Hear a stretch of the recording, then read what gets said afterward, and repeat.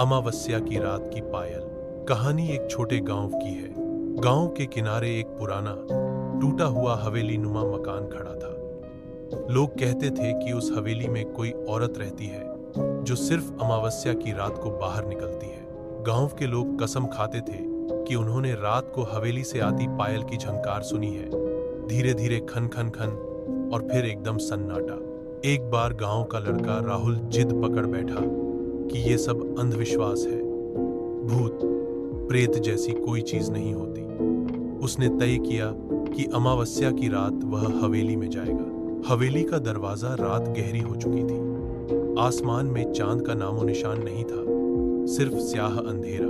पेड़ों के बीच से हवा सीटी जैसी आवाज करती हुई निकल रही थी। राहुल हाथ में लालटेन लेकर हवेली में दाखिल हुआ। दरवाजा खुद ब खुद किर्रर की आवाज के साथ खुल गया।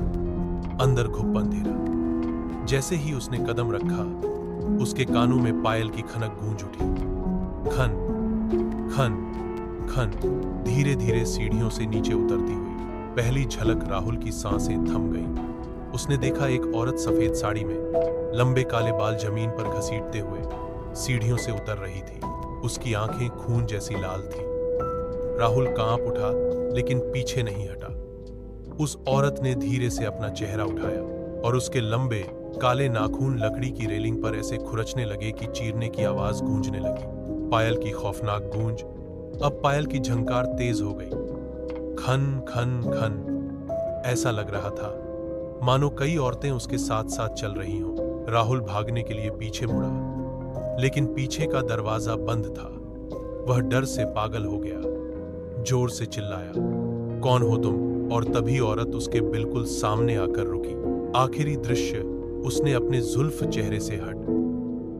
उसके होंठों से खून टपक रहा था। धीरे से उसने फुसफुसाकर कहा, तुम्हें भी मेरी तरह हमेशा के लिए यहीं रहना होगा। फिर उसके लंबे नाखून राहुल के गले की ओर बढ़े। पायल की झंकार एकदम कान फाड़ देने जैसी हो गई। और उस रात के बाद राहुल कभी गांव लौटकर नहीं आया। लोग कहते हैं आज भी हवेली में उसकी चीखें सुनाई देती हैं और हर अमावस्या को पायल की खनक गूंजती है। ऐसे ही मजेदार वीडियो देखने के लिए सब्सक्राइब करें मेरे चैनल को।